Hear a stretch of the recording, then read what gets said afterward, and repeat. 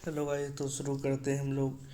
L N M you 19 तारीख को पहला एग्ज़ाम है। अकाउंट ग्रुप पेपर 5 यानी फाइनेंस एंड इन्वेस्टमेंट का। ठीक है, तो ये क्वेश्चन शायद अब बहुत ज़्यादा आने की संभावनाएं हैं। श्योर तो नहीं कर सकता, पर ये बार बार पूछे जाते हैं, तो ये आएगा ही मेरे ख्याल से। चलिए शुरू करते हैं। ठीक है, चलो।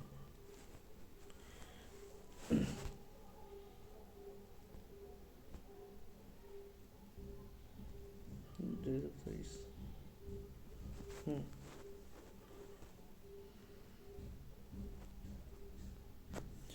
देखिए इसमें बोला गया है। अ, एक लाभांश क्या है? स्थिर लाभांश को संक्षिप्त में समझाइए, अथवा लाभांश को परिभाषित कीजिए। कंपनी द्वारा दिए जाने वाले लाभांश के विभिन्न स्वरूपों को या प्रकारों को वर्णन करें। ठीक है ना। इसमें लाभ लाभ के यानी प्रॉफिट के बारे में बोलना, बताने के लिए कि प्रॉफिट कैसे कैसे किया गया है, नहीं कि दिया गया है। तो इसका वर्णन करेंगे, इसके प्रकारों का भी हम लोग विश्लेषण करेंगे। चलिए तो शुरू करते हैं। देखिए यहाँ पे बोला गया है लाभांश।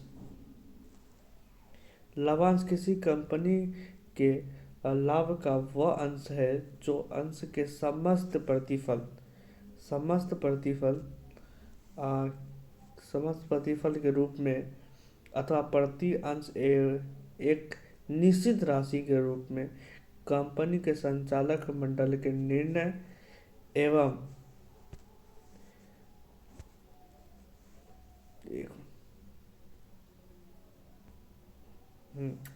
निर्णय एवं विकल्प के अंतर्गत घोषणा एवं विस्तरित किया जा सकता है।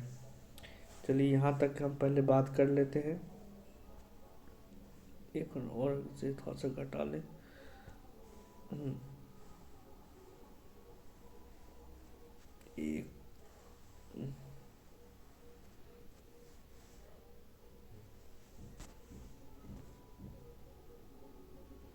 हम्म, इसमें ये बोला गया कि कंपनी के लाभांश जो जो कि प्रॉफिट, किसी कंपनी का जो वो अंश होता है, जितने भी प्रॉफिट होगा कंपनी का वो अंश होगा जो कि उसके सममूल्य के परसेंट के रूप में, उसके परसेंट के रूप में ना, यानी प्रिंसिपल के परसेंट के रूप में। ठीक है, एक निश्चित राशि होगी, एक निश्चित अमाउंट होगा। उसके बाद कंपनी के संचालक मंडल, जैसे कि प्रॉफिट जितनी भी हुई होगी, उसके बाद उसका एक निश्चित, जैसे कि 10 लाख का प्रॉफिट हुआ है, 10 लाख निश्चित राशि यहाँ पे बोला गया ना कि देख रहे हैं यहाँ पे। एक ये निश्चित राशि के रूप में, निश्चित राशि के रूप में सपोज दैट 10 लाख रुपये। ये तो संचालक मंडल होगा नहीं, यहाँ पे डिसीजन लेंगे जो संचालक मंडल कंपनी का मैनेजर। सब संचालक मंडल इट मीन्स, यहाँ पे लिख देते हूँ मैनेजर। मैनेजर मैनेजर चलिए ठीक है, उसका जो मैनेजर होगा। ठीक है ना, वो यहाँ पे निश्चित राशि में हम लोग 10 लाख, 10 लाख ले लिए हैं। और ये संचालक मंडल, जो मैनेजर, ये वहाँ पे डिसीजन लेंगे, निर्णय लेंगे। ठीक है, देखिए संचालक मंडल के निर्णय एवं विकल्प के अंतर्गत घोषणा एवं विस्तृत किया जाता है। 10 लाख रुपया जो प्रॉफिट हुआ ना, तो कंपनी के अंतर्गत कंपनी के अंतर्गत जो मैनेजर है ना, वो डिसीजन लेंगे, घोषणा करेंगे, फिर उसको जा करके पब्लिश करेंगे कि हाँ इतना लाभ हुआ इस बार का, इतना प्रॉफिट हुआ हमारा, तो बताएंगे। फिर उसके बाद लाभ वस्तु यानी कि कुल आय में जो जितने भी इस प्रोडक्ट पे लाभ हुई होगी, जितना भी इस प्रोडक्ट पे लाभ हुआ होगा, उसका टोटल इनकम। ठीक है, टोटल इनकम की टोटल, एक मिनट, इसको थोड़ा सा घटा लें। टोटल इनकम, जो टोटल इनकम होगी ना, टोटल इनकम, टोटल इनकम को क्या करेंगे हम लोग, लेस करेंगे। ठीक है, चलिए सबको हम लोग हटा दें।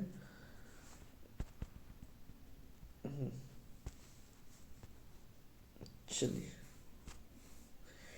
समझते हैं कि कुल आय,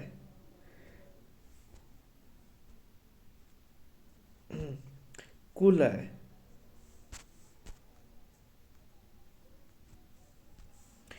कुल आय में समस्त, समस्त यानी कि कुल आय में समस्त एक्सपेंस को घटाने पर विभिन्न प्रकार का फंड एवं करों आदि के लिए उचित प्रावधान करने के बाद बचे अधिशेष सरप्लस का अंश होता है। इसका मतलब क्या हुआ कि हमने यहाँ पे कितना लिया था, 10 लाख। ठीक है ना, पब्लिश कौन किया था, मैनेजर ने। ठीक है, मैनेजर ने।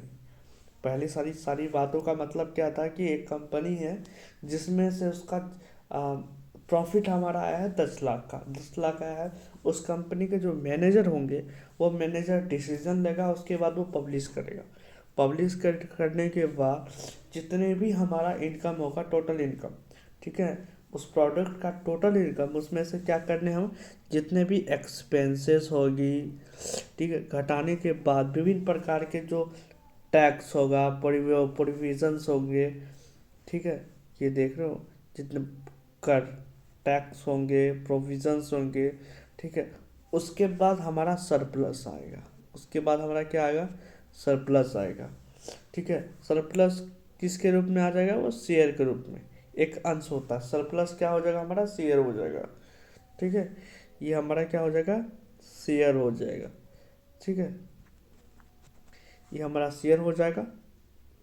चलिए इसको मिटा दे थोड़ा। हम्म, शेयर। चलो,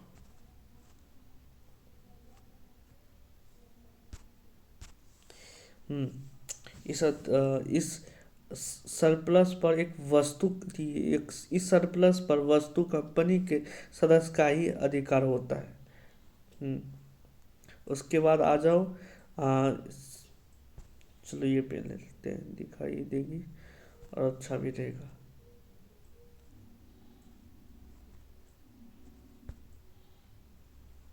हम्म,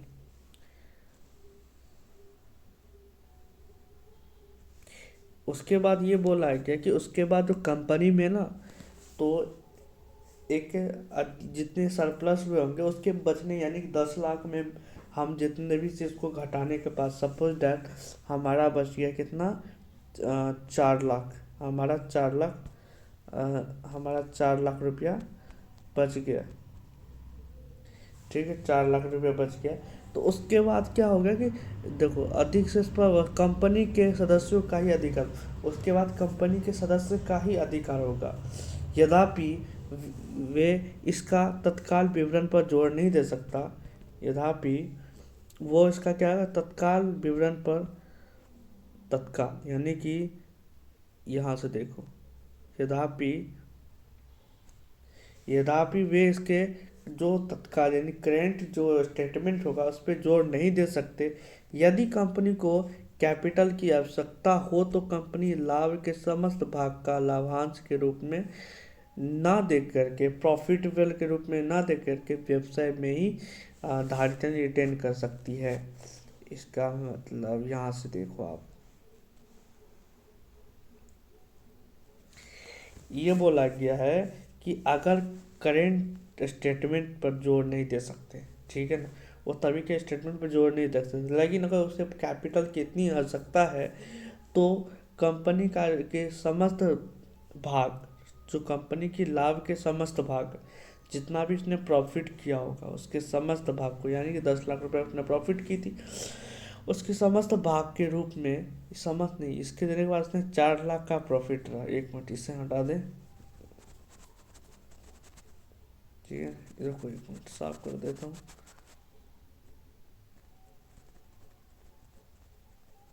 एक मिनट।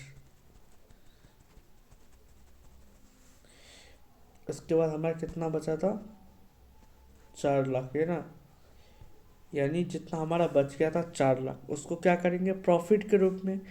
जितना भी है ना, जितना हमारा बच गया समस्त भाग का, ल- यानी कि कंपनी लाभ के समस्त भाग का लाभांश के रूप में ना दे करके व्यवसाय में ही धारित कर सकती है। ठीक है। अब ये जो 4 लाख रुपया है ना, इसके लाभांश यानी प्रॉफिटेबल के रूप में ना दे करके कंपनी अपने ही यूज में कर सकती है। इस दशा में जो प्रॉफिट की घोषणा नहीं की जा सकती है। ठीक है। जब हम अपने कंपनी में ही सब कुछ यूज कर लेंगे तो हम प्रॉफिट के रूप में इनकी जो 4 लाख बच गया हम उसे नहीं बता सकते, पब्लिक नहीं कर सकते कि जो हमारा 4 लाख रुपया हमें प्रॉफिट हुआ है। तो उस दशा में हम लोग उस 4 लाख रुपया को कंपनी में ही निवेश कर देंगे। इसकी घोषणा करने की आवश्यकता नहीं है। लेकिन नहीं की जा सकती। समस्त लाभ को विभिन्न कोषों अथवा अधिशेष के रूप में ही रहने दिया जाता है। यानी समस्त भाग को किसके रूप में? सरप्लस के रूप में ही मतलब रखेंगे। ठीक है। समस्त जितना भी भाग होगा उसको सरप्लस के रूप में रखा जाता है। चलो ठीक है, रख दिया जाता है। यानी उसके बाद यहाँ पे आ जाओ। जो प्रॉफिट की घोषणा के विषय में निर्णय करते समय यदि, उसके बाद प्रॉफिट के बाद का जो घोषणा करते समय हमारे जो संचालक मंडल होंगे, यानी कि जो ऑनर होंगे इस कंपनी के, या फिर मैनेजर मान लो, जो भी होंगे, ठीक है ना, उसको 2 बातों पे ध्यान रखना होगा। ये सारे प्रॉफिट को अगर वो पब्लिश करेंगे तो हमें 2 बातों पे ध्यान रखना होगा। पहला ये है कि अंशधारियों को उचित प्रतिफल, और दूसरा है कंपनी की आवश्यकता। अंशधारियों को उचित प्रतिफल का मतलब क्या है?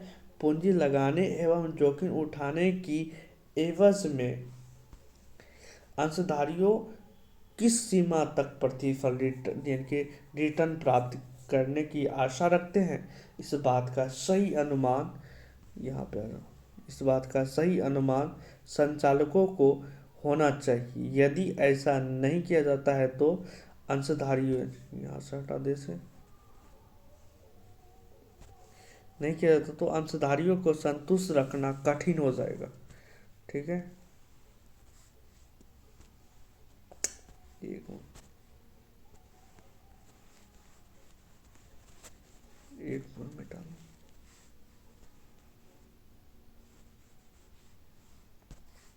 तो कठिन हो सकता है। इससे कंपनी के इससे कंपनी के अंशों के बाजार मूल्य एवं कंपनी की साख पर भी प्रतिकूल प्रभाव। इसने बताया क्या है कि जो हम जिसने पैसा लगाया है, जिसने इतना जोखिम उठाया है, उन लोगों को अगर हम सही सी बात नहीं बताते हैं तो इस बात का सही अनुमान संचालकों को होना जरूरी है। अगर नहीं बताएंगे तो हमारे तो ठेस पहुंचेगा। इसलिए हम जो हम हमारा शेयर ले उसे सारी बातें पता होनी चाहिए। कैसी लॉस है, अगर मान के चलो कोई कंपनी लॉस में आ रहा है, उसे प्रॉफिट बताकर चल रहे हैं, तो जो ही कंपनी डूब जाएगी तो उन लोगों को भी बहुत ज़्यादा हानियों का सामना करना पड़ेगा। तो इसलिए कंपनी के सारी डॉक्यूमेंट, सारी सब चीज़ पब्लिसिटी होती है। आप अगर शेयर खरीदते होंगे स्टॉक मार्केट या किसी चीज़ में, तो नीचे में सारे डिटेल्स होते हैं, इसने इस साल इतनी प्रॉफिट किया, इतना लॉस किया। अगर आप फिर भी शेयर खरीदना चाहते हो तो आप खरीद सकते हो। तो इससे क्या होता है, जो शेयर खरीदते हैं तो उसे जोखिम उठाने की संभावनाएं नहीं होती है। चलो ऊपर चलते हैं। अब कंपनी की आवश्यकता है। कंपनी की वित्तीय स्थिति को दृढ़ बनाए रखना प्रबंधक को पहला कर्तव्य। भले ही ऐसा करने के लिए सदस्य के कुछ भाग को त्याग किया, कुछ सदस्यों से कुछ त्याग की अपेक्षा ही क्यों न किया जा सकता हो, वह की जाए। साथ ही यह भी अत्यंत आवश्यक है कि संचालक इस बात का सही मूल्यांकन कर सके कि विकास एवं विस्तार के लिए